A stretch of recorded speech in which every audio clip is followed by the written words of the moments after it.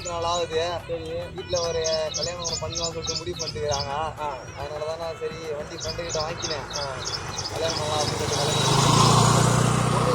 வண்டி யார்கிட்ட சொன்னா? நம்ம நண்பர் வந்து நாளைக்கு வந்து பொண்ணு பார்க்க போறாரு.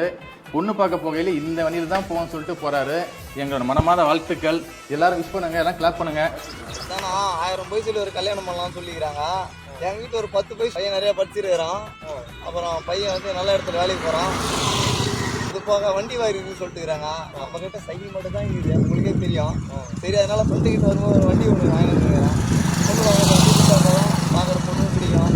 சரி, நம்மளும் கொஞ்சம் அட்ராக்ஷனாக இருக்கும்ல, அதுக்காக தான் நான் வந்து எல்லாம் ஓகே தான்.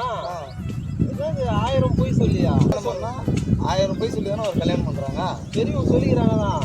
அது 1000 பொய் இல்லை, 1000 தடவை போய் வந்து ஒரு கல்யாணத்தை பண்ணணும்னு சொல்லிக்கிறாங்க. அது வந்து மாறி மாறி 1000 தடவை பொய்ன்னு மாறி. அது வந்து 1000 தடவை போய் 1000 தடவை போயிட்டு விசாரிச்சு கல்யாணம் பண்ணணும் அப்படின்னு சொல்லியிருக்காங்க. இது தெரியாம நம்ம ஊர் பெருசுங்களாம். சரி, வண்டி எடுத்துன்னு போறியா? இந்த விஷயம் உனக்கு தெரியுமா? அவங்க வீட்டுக்கெல்லாம் தெரியுமா? எங்க வீட்டுக்கு தெரியும். நான் எங்க வீட்டுக்கு உனக்கு கல்யாணம் ஆன மாதிரி தான். ஆடி மாசம் வந்துச்சு, இன்னத்துக்கு வண்டி எடுத்துன்னு பொண்ணு பார்த்துட்டு போறேன் நினைக்கிறேன். கல்யாணம் ஆன மாதிரி தான். போ. சோதிக்காதீங்க, சோதிக்காதீங்க.